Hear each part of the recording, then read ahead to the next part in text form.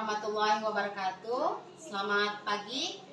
Perkenalkan, nama saya Maya Sari Sipahutar. Saya CGP Angkatan 9, unit kerja SDN 064978 dari Kecamatan Medan Indah.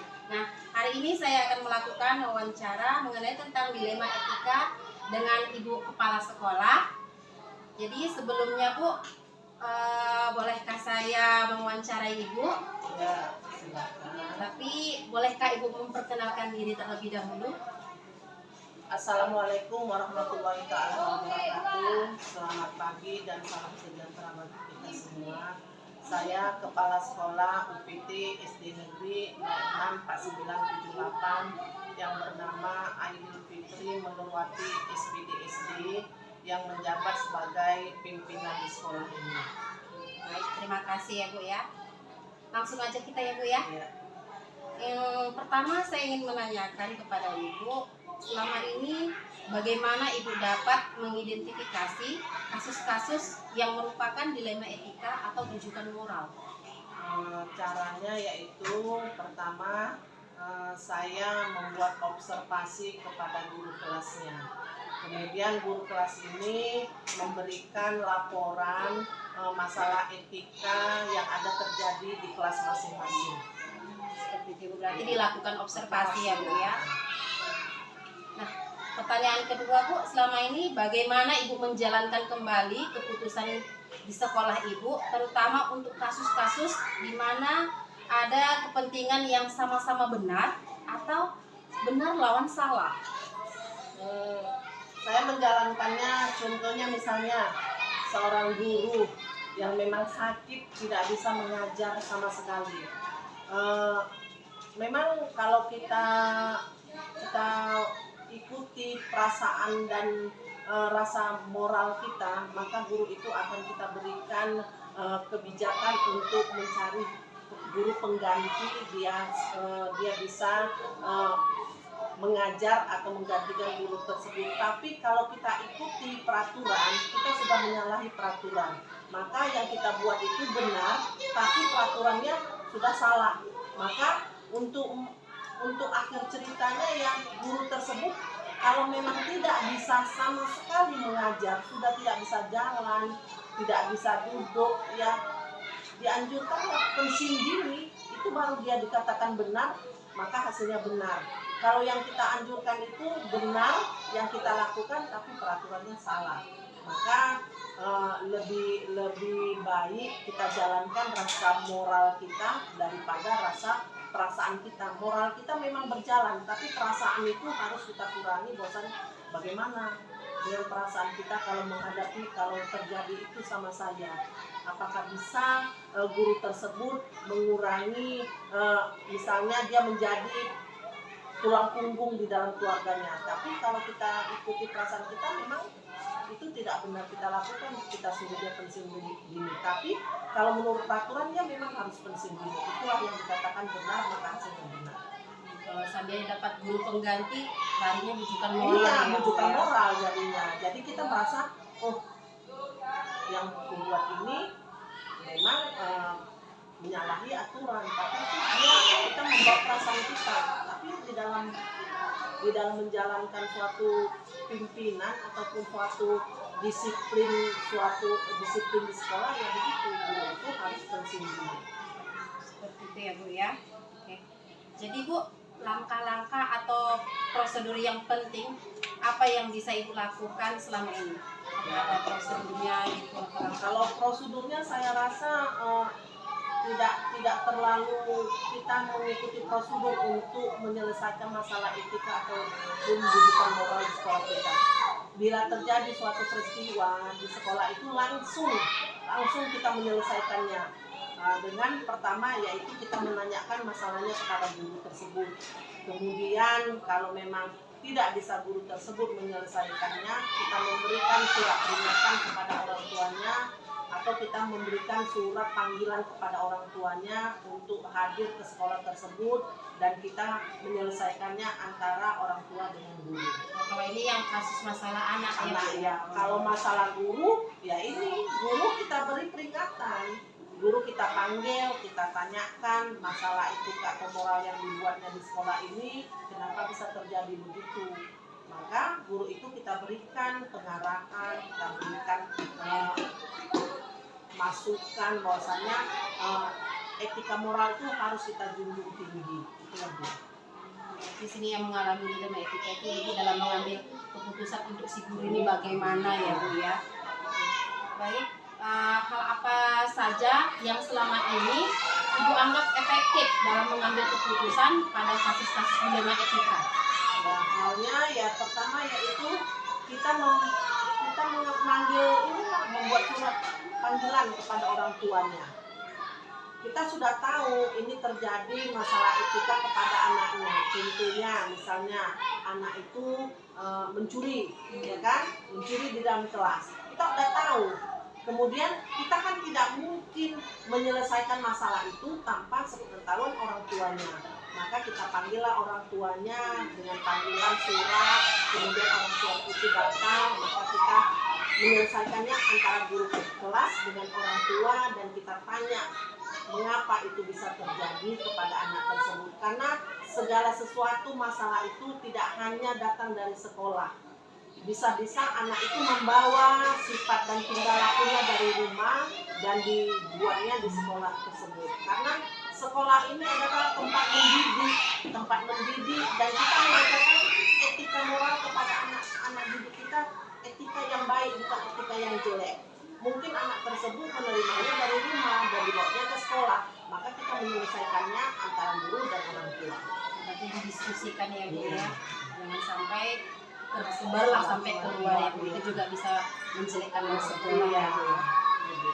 Baik, selanjutnya Bu, hal-hal apa saja nih Bu yang menjadi tantangan dalam mengambil keputusan terhadap kasus-kasus dilema etika? Tantangannya ya inilah dia, kalau orang tua tidak menerima anaknya itu salah, itu kan tantangan bagi kita. Kita memberikanlah pengertian kepada orang tua bahwasannya yang dibuat anaknya itu memang salah, dan kita juga meminta kepada gurunya untuk tidak membeda-bedakan anak yang salah, jangan terus dijudge salah. Anak yang salah itu perlu kita bimbing dan kita arahkan kepada yang baik. Mungkin dia kurang perhatian di rumah, maka dia meminta perhatian dari sekolah, terutama kepada gurunya. Maka dibuatnya lah dengan segala tingkah lakunya yang tidak sesuai dengan etika dan moral di sekolah. Apakah Ibu memiliki sebuah tata cara atau jadwal tertentu dalam sebuah penyelesaian kasus dilema etika? Apakah Ibu langsung menyelesaikannya atau dijadwalkan dulu, dipanggil ke orang tuanya, dijadwalkan besok atau gini, atau langsung selesai hari itu juga? Kalau pakai jadwal, saya rasa tidak pakai jadwal. Misalnya terjadi hari itu, kita panggil orang tuanya mungkin tidak datang, bisa kita undang besoknya lagi. Tapi hari itu kita selesaikan antara murid dengan guru. Pertama antara murid dengan guru dulu di sekolah tersebut, jika orang tuanya tidak hadir. Tapi kalau orang tuanya hadir hari itu, ya kita selesaikan hari itu. Karena permasalahan yang terjadi di sekolah itu, kalau kita tunda-tunda penyelesaiannya, maka masalah akan datang dengan masalah yang lain lagi. Maka tidak ada terjadwal. Memang terjadwal itu yang memang kalau dia perbuatan atau kejadian, misalnya sudah pulang sekolah, maka besoknya baru kita kerjakan. Kalau hari itu juga misalnya masih di dalam proses belajar mengajar, maka hari itu kita selesaikan dengan cara memanggil orang tuanya. Karena anak didik kita ini kan hanya sekitar di sini aja yang tinggalnya, bukan di luar kota, bukan di mana-mana.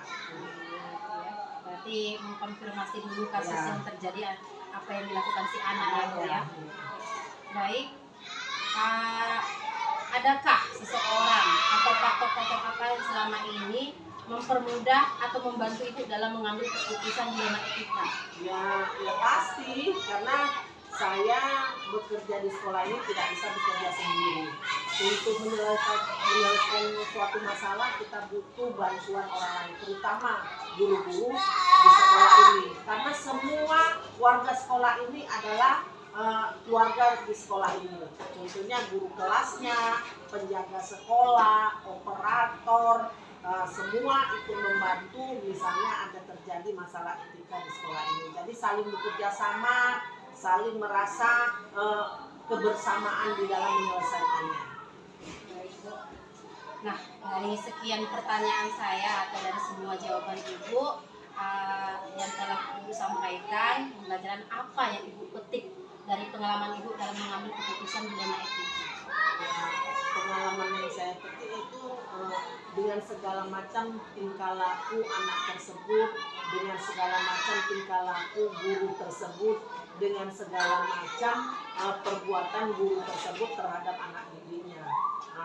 Mungkin ada anak yang bisa kita kasih tahu, dia paham dengan apa yang kita sampaikan. Ada juga guru yang kita beritahu, dia tidak paham, yang dibuatnya itu salah, tapi dia merasa dia itu mungkin lebih benar lagi dari kita, tapi kita mengarahkannya, harus kita arahkan supaya lebih baik lagi. Baik, Bu, intinya berarti harus ada konfirmasi terlebih dahulu, harus saling bekerja sama ya Bu ya, untuk dalam menghadapi kasus-kasus anak di sekolah ini ataupun kasus-kasus guru yang dialami guru, baik itu dilema etika ataupun rujukan moral ya Bu ya. Baik, terima kasih Bu untuk waktunya sudah saya wawancarai. Semoga Ibu selalu dalam keadaan sehat. Amin. Baik, sekian hasil wawancara saya kepada Ibu Ainul Fitri dari SD Negeri 04978. Terima kasih untuknya semuanya. Assalamualaikum warahmatullahi wabarakatuh. Waalaikumsalam warahmatullahi wabarakatuh. Assalamualaikum warahmatullahi wabarakatuh. Perkenalkan, nama saya Maya Sari Sipautar, CGP Angkatan 9. Unit kerja saya UPT SD Negeri 04978. Nah, hari ini saya akan mewawancarai Ibu Nur Hasanah mengenai tentang dilema etika. Baik Bu, bolehkah saya mewawancarai Ibu? Boleh, Tapi sebelumnya Bu, bisa diperkenalkan diri terlebih dahulu? boleh. Saya perkenalkan diri saya. Nama saya Nur Hasanah Harahap SPD. Tugas di UPT 066056 Jalan Mayer, Perumnas Mandala. Baik, terima kasih ya Bu ya. Nah, baik Bu, di sini kita langsung saja ke pertanyaannya ya Bu ya. Selama ini Bu, nah Ibu kan sebagai pemimpin ini ya Bu ya di SD ini, selama ini bagaimana Ibu dapat mengidentifikasi kasus-kasus yang merupakan seperti dilema etika ataupun rujukan moral yang terjadi di sekolah ini? Melihat itu hal-hal yang terjadi terhadap murid maupun guru ya.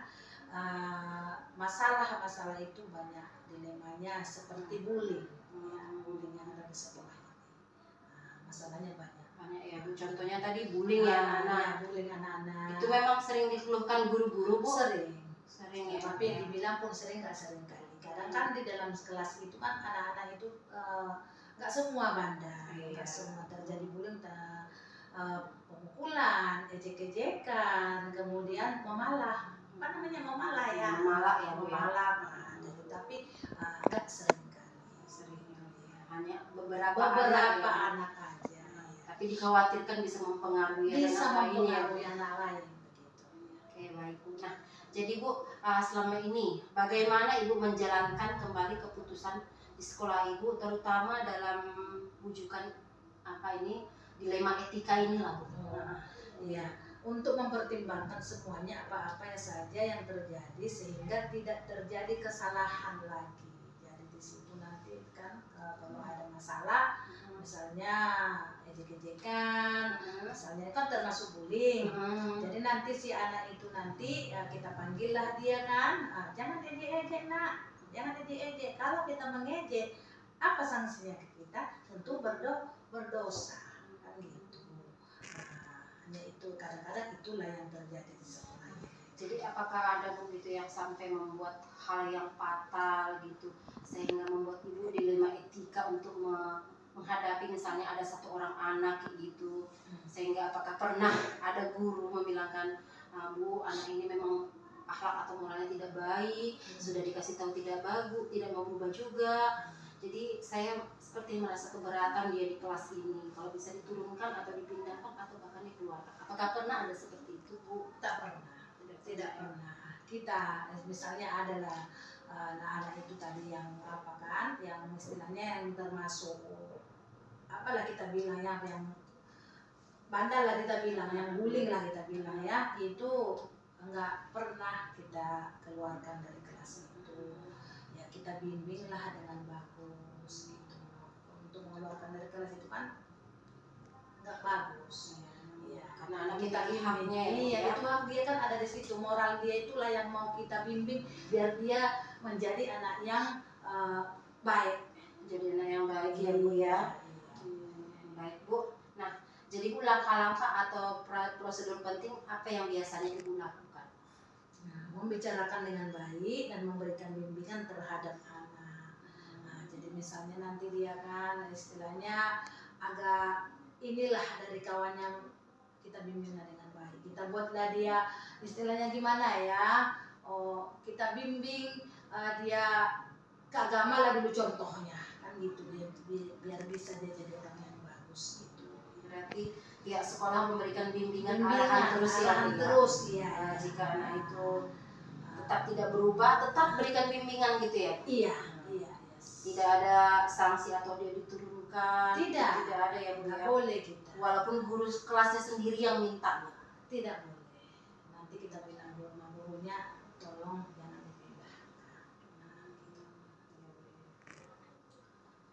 Jadi Bu, hal apa saja yang selama ini Ibu anggap efektif dalam mengambil keputusan pada kasus-kasus etika, dilema etika tersebut? Yang efektif cara pengambilan keputusannya? Apakah Ibu dengan mengumpulkan guru-guru, menginformasikan kepada orang tua jika ada yang bermasalah, bagaimana? Nah, di situ kan banyak juga bimbingan yang mau kita apa ini tantangannya. Nah, tantangannya itu Bukan tantangannya, Bu. bimbingan. Yang Membicarakan efektif. yang efektif. Ibu Itu sudah kalau- mengambil keputusan itu. Jadi kalau misalnya ada sesuatu di dalam kelas itu masalah, ya kan, seperti anak-anak tadi yang perempuan itu tadi.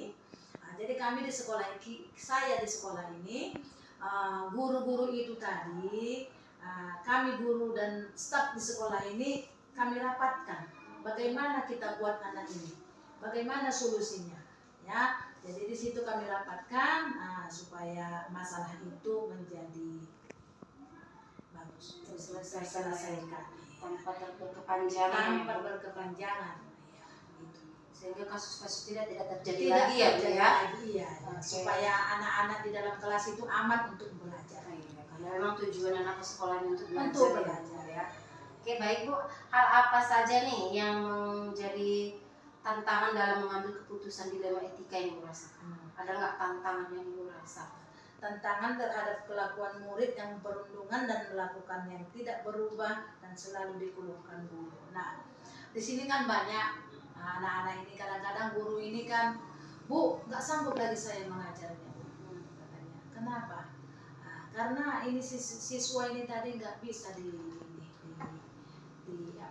Bisa diarahkan nggak lagi. bisa diarahkan. Luar biasa berarti kenakalan ini ya, Bu, ya. Jadi saya kadang-kadang mau saya panggil untuk sendiri dia di dalam ruangan saya ini, saya buat dia, saya nasihati, kemudian saya buatlah seperti bagaimana dibilang ya, dibuatlah dia apa namanya, menjadi anak-anak yang seperti anak yang baik. Dibuatlah contoh-contoh, kalau si Anu itu bagaimana, kenapa dia pintar, kenapa dia bisa jadi ranking, kan gitu kan. Dia kan harus bagus, harus belajarnya yang apa namanya, yang sungguh-sungguh dan tidak pernah mengganggu temannya. Nah, itulah, itu dibimbing terus. Nah, itu tadi kadang-kadang gimana ya, guru itu kadang berkeluh kesah dia. Nah, saya ikut serta juga guru-guru lain sama stafnya untuk mengapakan anak tadi, membimbing anak tadi.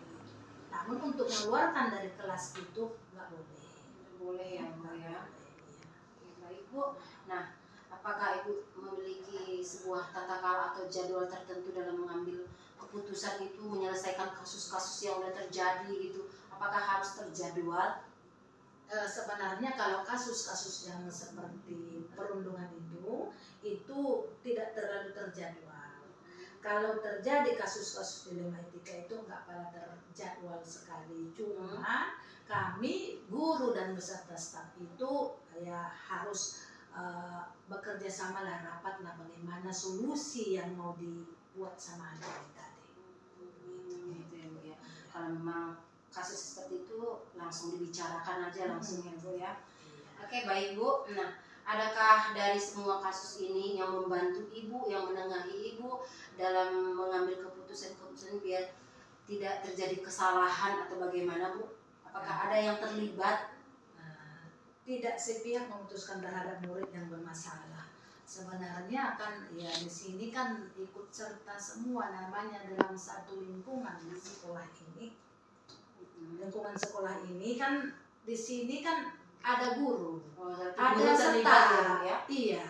Karena kan bagaimana kita membuat sekolah ini senyaman mungkin, sebagus mungkin, sebaik mungkin anak-anak itu supaya menjadi anak yang bagus, anak yang baik, etikanya yang bagus. Jadi kami semua seluruh guru dan staf sekolah ini membuat kalau ada masalah, membuat kesimpulan, membuat supaya jangan terjadilah hal-hal yang tidak diinginkan. Ya Bu ya.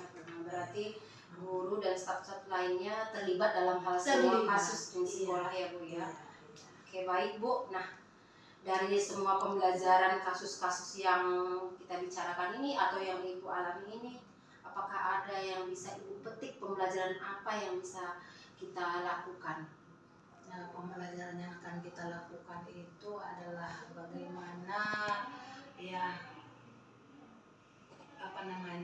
bagaimana keputusan yang bijak lah, yang efektif dan efisien untuk bagaimana terlaksana proses pembelajaran di sekolah ini, mengajar anak sehingga jangan terjadi dilema-dilema. Dan memecahkan masalah itu pun nggak bisa ibu sendiri, nggak bisa saya sendiri, harus ikut serta guru dan stafnya. Jadi kesimpulannya berarti Bu, kita harus tetap sabarlah dalam mendidik anak ini ya Bu. Walaupun tingkah anak banyak, walaupun mungkin dilema etikanya yang Ibu rasakan yang guru sudah berkeluh kesah selalu masalah anak ini yang tidak berubah, sudah pening mungkin ya Bu ya ngajarinya tapi perubahannya nggak ada. Tapi si anak tetap seperti itu mungkin dilema etikanya Bu, karena si anak memang berhak untuk sekolah ya kan Bu. Oke, baik Bu. Terima kasih banyak ya Bu untuk waktunya hari ini ya Bu. Semoga Ibu sebagai pemimpin yang baik, kedepannya pembelajaran yang kita dapatkan banyak ya Bu ya. Oke, sekianlah hasil wawancara saya hari ini dengan Ibu Kepala Sekolah Bu Nur Hasanah. Assalamualaikum warahmatullahi wabarakatuh. Waalaikumsalam warahmatullahi wabarakatuh.